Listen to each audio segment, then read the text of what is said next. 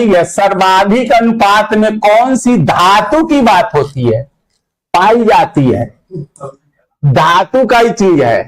तो क्रस्ट में क्या होता है? सबसे ज्यादा ऑक्सीजन रहता है, सब 46.6, लेकिन ऑक्सीजन जो है मेटल नहीं है, ख्याल रखिएगा। तो पहले ही दे दिए ऑक्सीजन, तो ऑक्सीजन तो नॉन मेटल है। फिर जो है लोहा मेटल है, ए भी मेटल है, ए भी मेटल है, देखिए नॉन मेटल है, केमिस्ट्री में भी पढ़ते होंगे। अधातु जिसको, ये मेटल है, ये भी मेटल है, और ये भी मेटल है, ये सब मेटल है। मेटल नॉन मेटल का हमको डिस्कस नहीं करना, तो ये आप जानते हैं। तो पूछता है सबसे अधिक कौन, तो सबसे अधिक जो है ये होता है, ये यहाँ पर लिख देते हैं 5% होता है ये, समझे। कैल्शियम जो है 1.6% होता है, और ये जो है 8.1% होता है। क्रस्ट पर ये कोई किताब होगा ये मिल जाएगा।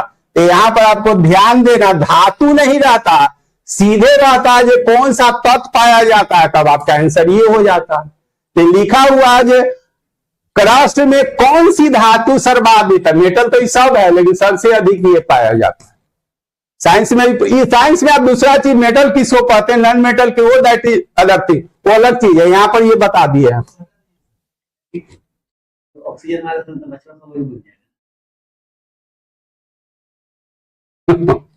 वायु के संघटक, अभी तो ये चर्चा है, कंपोनेंट ऑफ एयर, सर्वाधिक अनुपात में निम्नलिखित में कौन पाया जाता है?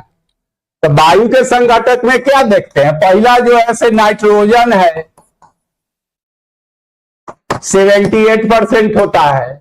दूसरे नंबर पर जो होता है ऑक्सीजन होता है, नियर अबाउट 21% होता है। देखिए इसमें कौन है, आपका आंसर ये होगा। इसके बाद में तीसरे नंबर पर आर्गन है, ये 0.94% होता है। और चौथे नंबर पर ये कार्बन डाइऑक्साइड है। तो सब तो लिखिए दिए, CO2 हो गया, ये जो आप रखते हैं सब जगह 3% है। तो क्या पूछ रहा है, जो है उसमें से, तो ये तो है नहीं आपके ऑप्शन में, ये है आपका, ये आंसर हो गया।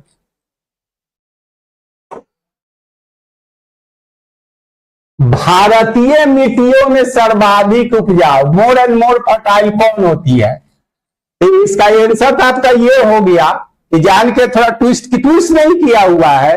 जब कॉमन मिट्टी का टाइप पढ़ते हैं तो कौन पढ़ते हैं, जलोढ़ मिट्टी, काली मिट्टी, लाल मिट्टी। ऐसे ICAR जो है भारतीय मिट्टी को 10, अभी नया में 11 वर्ग में बांट दिया है दिल्ली जो है।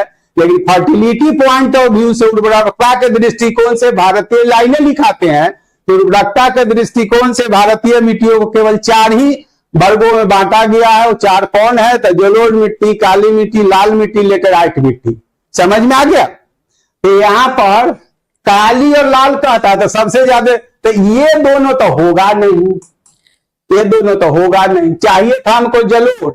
तो जलोढ़ मिट्टी का भी वर्गीकरण है फर्टिलिटी पॉइंट ऑफ व्यू से, उर्वरकता के दृष्टिकोण से जलोढ़ मिट्टी को, इसमें जलोढ़ भी रहता तो भी वो जलोढ़ नहीं होता, वो ये होता है खादर। ये ख्याल रखिएगा।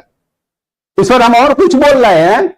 तो उर्वरकता के दृष्टिकोण से भारतीय मिट्टियों को प्रमुखतः 4 ही वर्गों में बांटा गया है, जलोढ़ मिट्टी, काली मिट्टी, लाल मिट्टी, लेटेराइट मिट्टी। तो ये काली और लेटेराइट है तो होगा ही नहीं। अब बचा जलोढ़, तो जलोढ़ मिट्टी को भी उर्वरकता के आधार पर 2 वर्गों में, खादर और बांगर। तो खादर का जो है, इसी को नवीन जलोढ़ कहा जाता है, न्यू एलेवियल, ठीक है। और इसी को पुरानी जलोढ़ भी कहा जाता है। हो गया। थोड़ा इसमें चर्चा कर ले, नवीन जलोढ़ किसको, ये मोर एंड मोर फर्टाइल है, I less fertile with respect to this, इसके तुलना में ये दोनों तो होगा नहीं। खादर रहता तो भी ये आंसर होता, सॉरी जलोढ़ रहता तभी। तो ये जो नवीन न्यू एलेवियल, इसको क्या कहता है, तो वैसा क्षेत्र विशेष जहां प्रति वर्ष बाढ़ आया करते, समझे। सामने दियरा क्षेत्र है, तो यहां पर जैसे बाढ़ जो है, ये तो थोड़ा इकोनॉमी का चीज हो जाएगा कि बाढ़ का आना, फ्लडेड होना किसी के लिए वरदान भी सिद्ध होता है, किसी के लिए अभिशाप भी सिद्ध होता है। तो अभिशाप किसके लिए सिद्ध, जिसका लाइवलीहुड, जीविकोपार्जन जो है सेकेंडरी या टर्सरी सेक्टर से चलता है। सेकेंडरी या टर्सरी सेक्टर से चलता है, मतलब व्यापार से ये चलता है, जॉब करते हैं उनका चलता है, उनके लिए बाढ़ क्या है, अभी साफ हो जाता है। लेकिन प्राइमरी सेक्टर में जिसका जो है ऑलमोस्ट, उसके लिए वरदान सिद्ध होता है। सामने दियरा क्षेत्र है, दियरा क्षेत्र में देखिएगा अभी गंगा नदी जब आएगा तो उसमें चर्चा करेंगे कि जो उसका फर्टिलिटी है वो क्या हो गया। अभी गेहूं का खेती किया जिसको रबी फसल कहते हैं, उसका फर्टिलिटी स्वाइट डेटोरिएट कर जाएगा, घट जाएगा। अब फिर अगला सीजन में जुलाई अगस्त में जाकर उसको रिचार्ज कर देता है और उसका पानी जो है 1-2 दिन में निकल जाता है। और हमारे आपके जो घर में घुसता है तो 15 दिन पर निकलता है। आपके किचन में हो, घर में, तो उसमें थोड़ी आप प्लांटेशन कीजिएगा। तो जलोढ़ मिट्टी हर साल रिचार्ज होता है, तो उसके लिए वरदान सिद्ध होता है। तो खादर कहते किसको है, जिसको नवीन जलोढ़। नवीन जलोढ़ है क्या, तो वैसा क्षेत्र विशेष जहां पर प्रति वर्ष बाढ़ आया करते हैं। अब बांगर क्या कहते हैं, पुरानी जलोढ़, तो बाढ़ तो आया करते हैं लेकिन प्रति वर्ष नहीं। तो क्या होगा, रिचार्ज नहीं होगा, रिन्यूअल नहीं होगा।